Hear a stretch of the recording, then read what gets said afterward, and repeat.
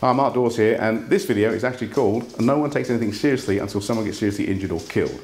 And the reason I've entitled the video with that name is quite simple, is we are still coming across organisations today, particularly schools, who are using techniques that they should not be using, that local authorities and government departments have been advised not to have been used, going back as far as 15 years ago. Now, this video, by the way, has been prompted from a telephone conversation I've just had with someone, a guy called Tarek. So Tarek, thanks ever so much for actually prompting me to do this, because it's made me get off my backside and actually shoot the video that I've been meaning to shoot for a while. Now, here's the issue, or here's the question. Why would a school knowingly be using a training provider to teach them physical intervention skills or breakaway techniques based on techniques that have been advised not to have been used 15 years ago? Because it doesn't make sense. Well, the fact of the matter is it's not the training provider necessarily who's liable. It's the head teacher of that school.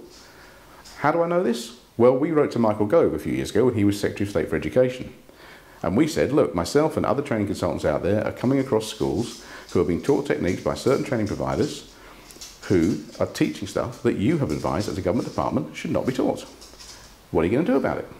Are you going to police this, and are you going to deal with it? And the response we got from his office was this. He said, no, it's not the job of the government department to police schools or to make sure that they're complying with the guidance.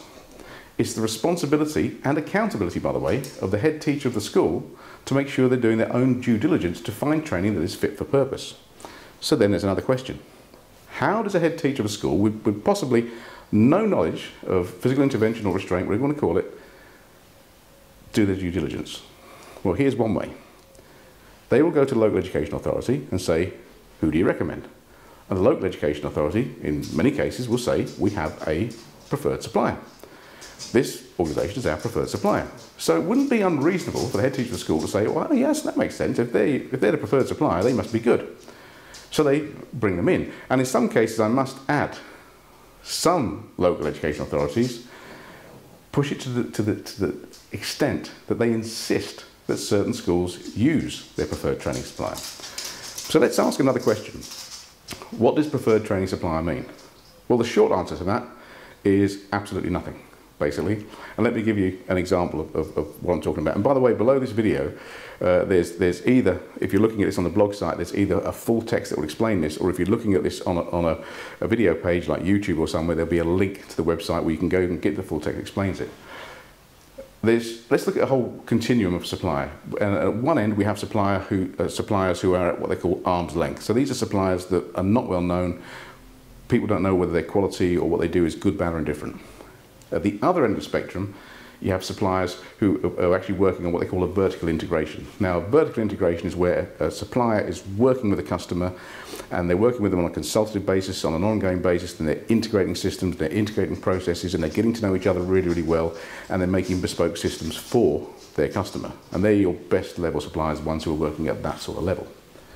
So if we've got vertical integration here, and we've got at arm's length here, where does preferred supplier sit? Well, I can tell you, preferred supplier sits somewhere down there. A preferred supplier is one step away from at arm's length.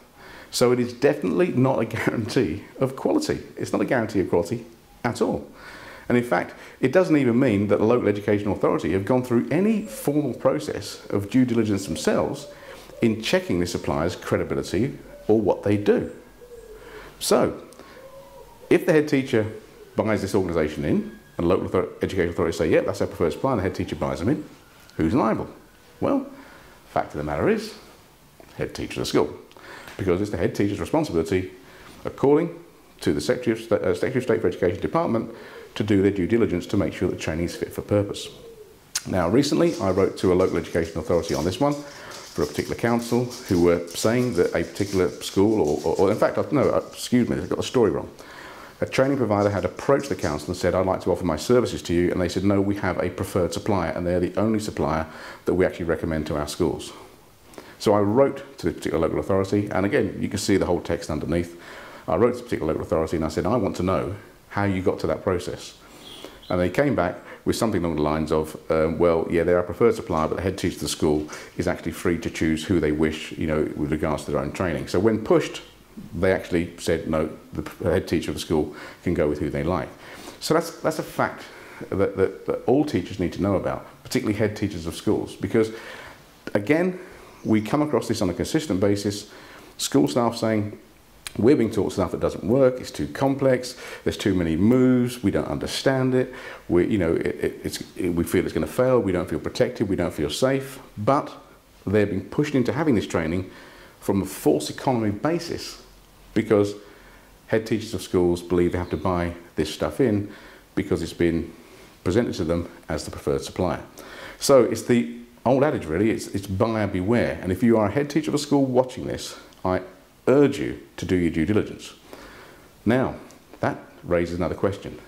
How do you do due diligence? Well, that's what this video is all about, because underneath this video there should be either an opt-in box or a link to an opt-in box. And if you put your details in there, I will send you an email with a sheet in there that asks the type of questions that you need to ask to make sure that you're getting a provider who's fit for purpose for you. And just bear in mind, I work in court quite a lot, I write reports for court.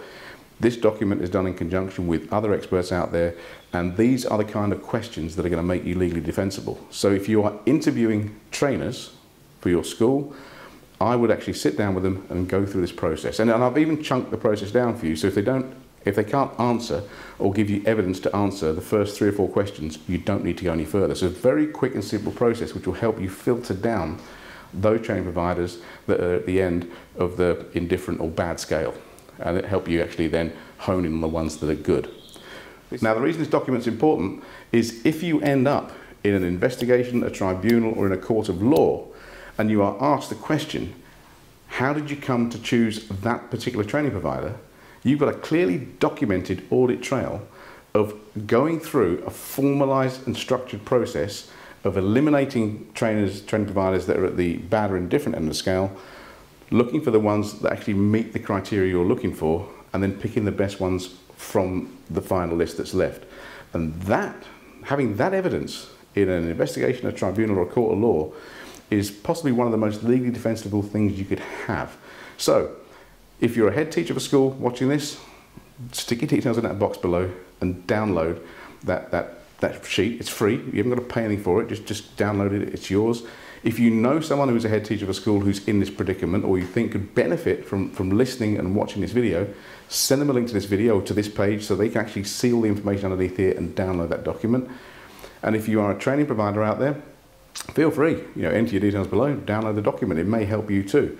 So I really hope that helps. And once again, Tarek, thanks for the call, mate, because you actually prompted me to actually do this video. I've been meaning to do it for a while. And for you guys who are watching, thanks ever so much for listening, and I'll speak to you soon.